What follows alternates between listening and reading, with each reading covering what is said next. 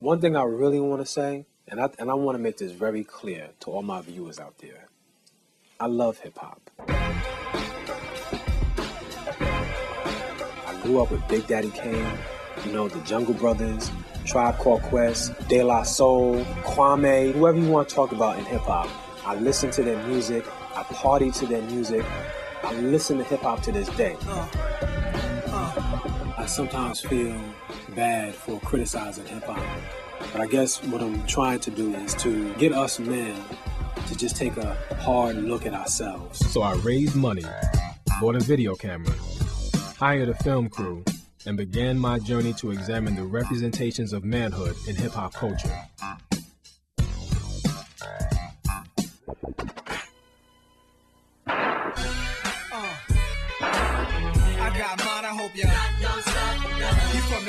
Some of the young people in hip-hop are focusing in on the very deployment of the gun as the paraphernalia of masculinity, as the very symbol of what it means to be a real man. Violent masculinity is at the heart of American identity. If you're a young man growing up in this culture, and the culture is telling you that being a man means being powerful, being dominant, being in control, having the respect of your peers, but you don't have a lot of real power, well, one thing that you do have access to is your body and your ability to present yourself, you know, physically as somebody who's worthy of respect. And I think that's one of the things that accounts for a lot of the hypermasculine posturing by a lot of young men of color and a lot of working class white guys as well. You talk about killing brothers like it ain't nothing. You know what I'm saying? And not just you, but a lot of brothers. You know what I'm saying? Do you watch movies? What kind of movies do you watch? Good question. I mean, if you watch Hollywood movies, you see this same kind of violence, the same kind of hypermasculine violence perpetuated in movie after movie after movie. In sports culture, video games, and military culture. I mean, America is a very hypermasculine, hyper-aggressive nation. We're gonna smoke them out. So it stands to reason that a rapper like 50 Cent can be commercially viable in a nation that supports a culture of violence. New at 10, a controversy surrounding rap artist Nelly led to an emotional meeting at Spelman College tonight. The discussion focused on hip-hop videos and how they portray women. I said it must be ass, 'cause it ain't your face. I need a tiptoe. In the video, Nelly is seen swiping his credit card down a woman's backside. This man is so important and so powerful.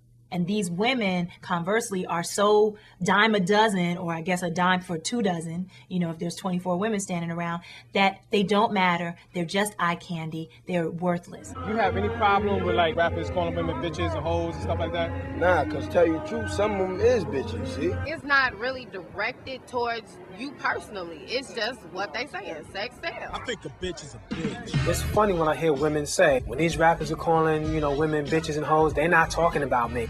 It's like, yo, they are talking about you. If George Bush was to get on national TV and make a speech and he started calling black people niggas, would you be like, I don't know who George Bush is talking about, but he ain't talking about me? Are you that funky, dirty, money-hungry, scandalous, stuck-up, hairpiece, contact-wearing bitch? Yep, you probably are. You know, all these things that you hear all of the time in hip-hop, you hear it all of the time and it goes unrecognized and unchecked because it's so normalized. I'm dealing with homophobia in hip-hop, right? Homophobic lyrics and things like that. I can't partake in that conversation, Holmes. That homo shit? Yeah. What you talking about? Yeah.